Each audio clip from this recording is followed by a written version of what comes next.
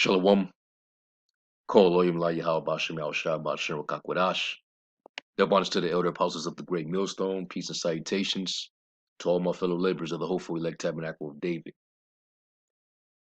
And I just want to add to the lesson in which it first came about. The individual left on one of the brothers' comments. I believe it was on Elder Yasha Wamba's page, or it might have been another video. I'm not sure, but word is that the Sakari is now teaching that you can have sex on the Sabbath day. And we already knew about the IUIC and the ISUPK because we got on them the moment we found out. And I guess IUIC teaching it that was new to Apostle Tahar. So he did his response. But it further exposes the hypocrisy of these different members of these other groups. And it also shows you that they definitely have reprobate spirits on them. Because since when was it cool to make yourself unclean or defiled on the Lord's holy day? Something that you're supposed to make hollow, something set apart, holy. It doesn't make sense. But you have men that they turn this grace, they turn this liberty into an occasion to the flesh, but then still try to make a fair shoe in the flesh by being a Jew outwardly. They make it all about the external person and not the inner person. The outer shell, the borders of blue, the fringes, the garment, the beard. But when you follow their actions, you can see why the Lord was cussing them out and calling them hypocrites. And that spirit is back heavy. All right. So I'm gonna start off with this scripture here. This is one of the scriptures that we always quote concerning these dudes, because these guys, they're supposed to know better. They're part of the circumcision. All right. A lot of these guys, they've been in this thing for years. So I'm sure that they've had enough time to, read the law. Because they're the main ones that push the law. They push the law more stricter than anybody else. They'll even, you know, condemn you to death if you sin without your fringes. But in the same token, they'll break the law while boasting in the law. And that's the reason why the Lord is gonna hold a lot of these men accountable. They're gonna be beaten with many stripes, versus somebody who didn't know any better. They're gonna be beat with a few stripes. The Lord's gonna jack you dudes up a lot worse than he's gonna jack up, Jake that don't even know any better. All right. So this is Titus 1:10. It says, "For there are many unruly and vain talkers and deceivers, especially they of the circumcision, whose mouths must be stopped, who subvert whole houses, teaching things they ought not for filthy lucre's sake." And teaching that you can have sex on the Sabbath day, that's a thing that you ought not to. All right. Remember, Yahweh Shai said, if you break one of these least commandments and you teach men also, you shall be considered least in the kingdom of heaven. And he was talking about the least of the commandments. The Sabbath day, there ain't no light commandment.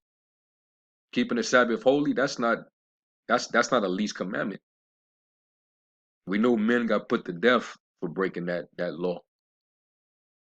But that's why it's a good thing that we we under the sure mercies of David, under the grace and mercy of the Lord, because we all be done. All right. We try to keep it to the best of our ability in hopes that the Lord has mercy on us.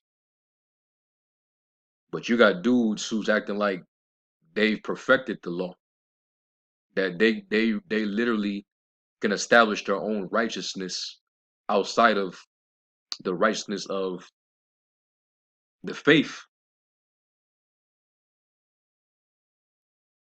All right.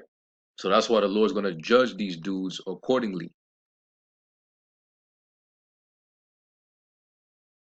Let me jump down to verse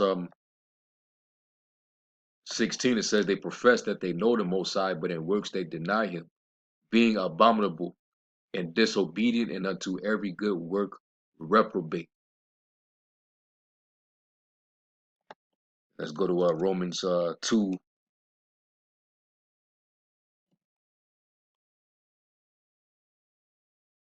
And this is verse 23. It says, thou that makest thy boast of the law, through breaking the law, dishonor thou the Most High. And that's what you're doing, man. You're dishonoring the Most High.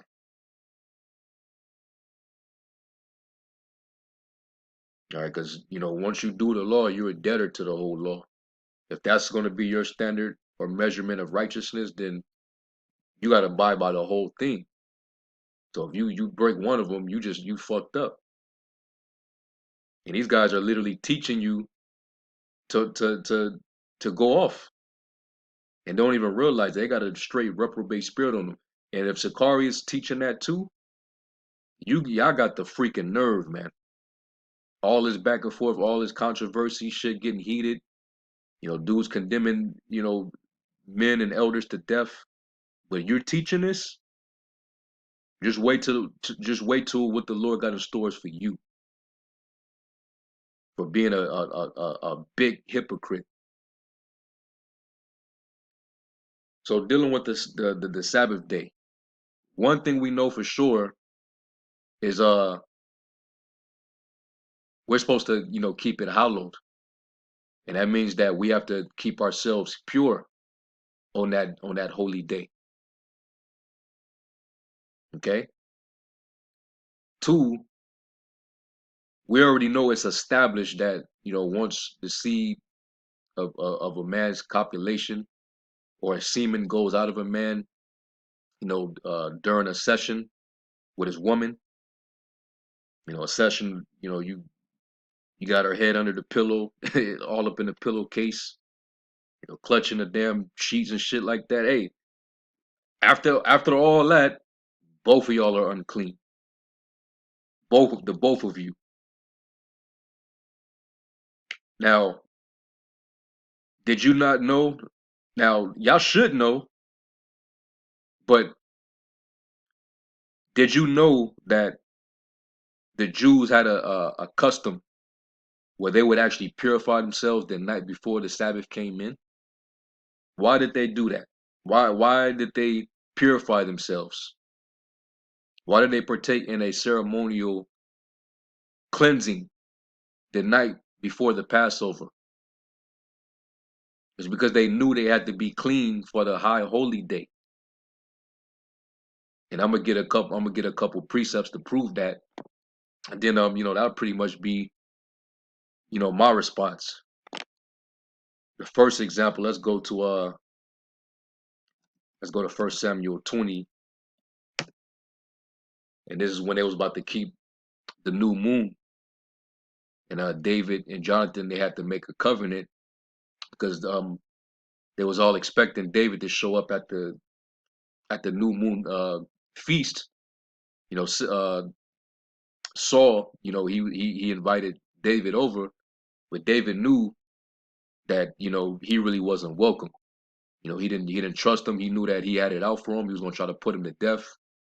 And Jonathan, even though he still respected his father, but he had such a tight bond with David, he wasn't gonna let his father do that. So he made an agreement in secret that he was gonna you know basically you know deal with his father when David didn't show up to the feast. So let me just go straight to the point, and I'm gonna start at verse I'll start at verse 16. It says, so Jonathan made a covenant with the house of David, saying, let the Lord even require it at the hand of David's enemies. And Jonathan caused David to swear again, because he loved him. for he loved him as he loved his own soul. Then David said to, it's like it, then Jonathan said to David, tomorrow is the new moon, all right, which we know the new moon is the first day of the month. That's a Sabbath day. The new moon, which is the first day of the month, is a Sabbath. And thou shalt be missed because thy seat will be empty. And when thou hast stayed 3 days, then thou shalt go down quickly and come to the place where thou didst hide thyself when the business was in hand, and shalt remain by the stone Ezel.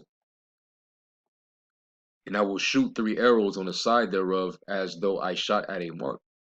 And behold, I sent a lad, saying, go find out the arrows. If I expressly say unto the lad, behold, the arrows are on this side of thee, take them, then come down. For there is peace to thee and no hurt, as the Lord liveth. But if I say thus unto the young man, behold, the arrows are beyond thee, go thy way, for the Lord hath sent thee away. And as touching the matter which thou and I have spoken of, behold, the Lord between thee and me forever.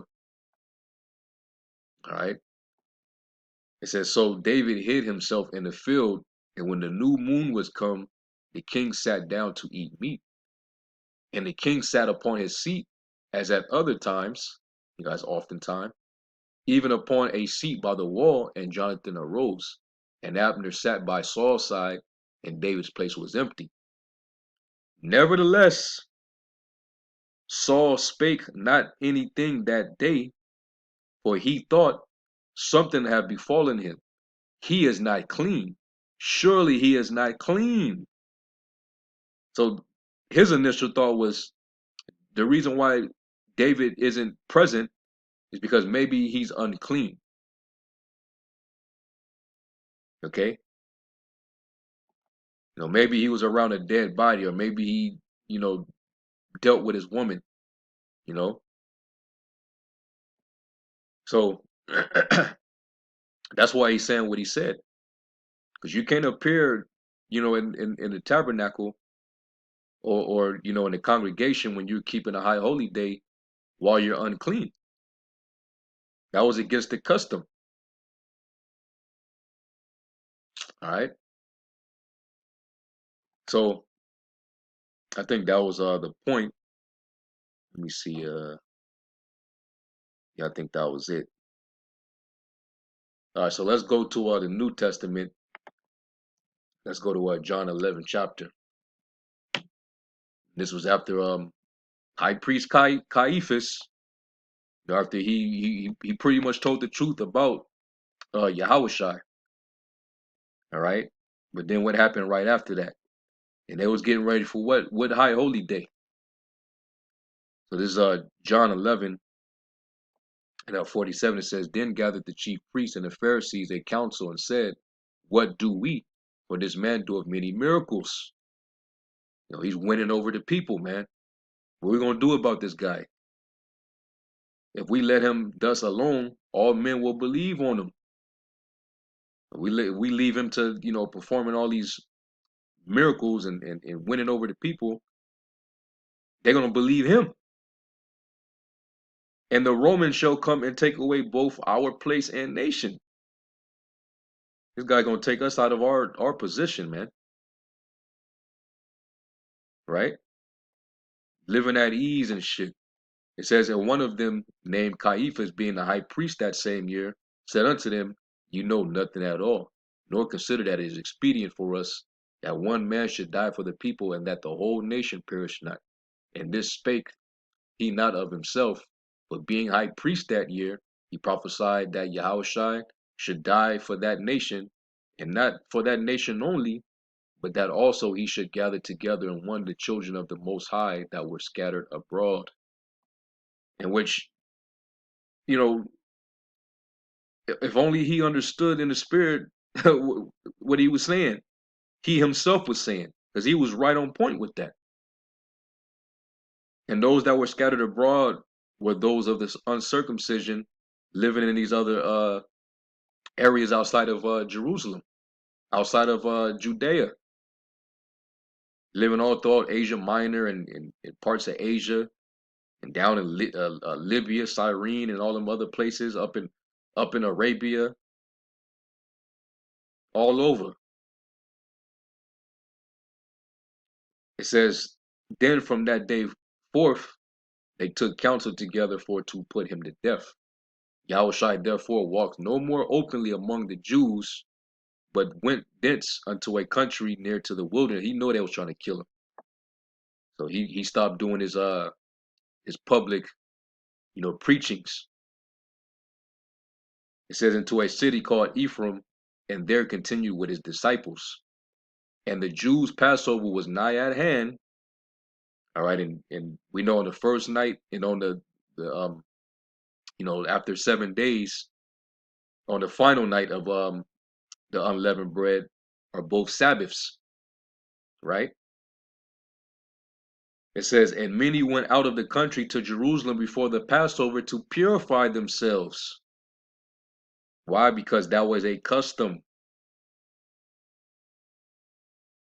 All right. Let me see something. I think there was another one. Let me see.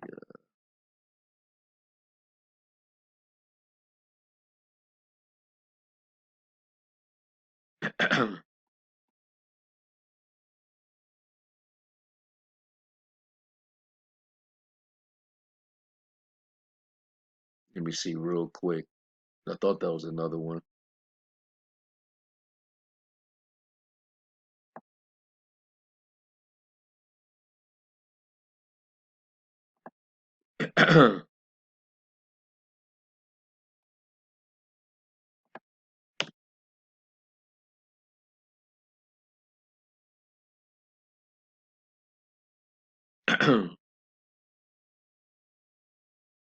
Okay.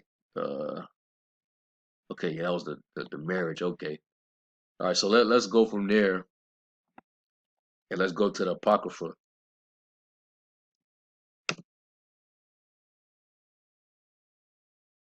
Let's go to the book of Second Maccabees. We're gonna go to the 12th chapter. Now we're gonna read, go down. And this was after they had the battle with Gorgias, which was he was the governor of Idumea. All right, we had the battle with him. They start to lose strength. Jake was losing strength in the battle, and then they say they were singing prayers, and then they regained strength and start putting these dudes to flight. And then those who were slain in the battle, they sent up prayers for them, right? So this is let's read. It says, verse 41. It says, all men therefore praising the Lord, the righteous judge who had opened the things that were hid, betook themselves unto prayer and besought him that the sin committed might wholly be put out of remembrance. Besides that, noble Judas exhorted the people to keep themselves from sin, for so much as they saw before their eyes the things that came to pass for their sins of those that were slain. All right, and that shows you that they had basically they had the same uh, doctrine as the Pharisees. They were pretty much like the Pharisees. All right, before the Pharisees came around during the time of the Lord. Like you already had that sect by the time the Lord was on the scene. Well, the Hasmoneans, they were pretty much like Pharisees themselves. They were very zealous for the law. You can compare, Judas and them to Phinehas. They had the same kind of zeal. All right. Now, matter of fact, Salak, I need to actually jump up.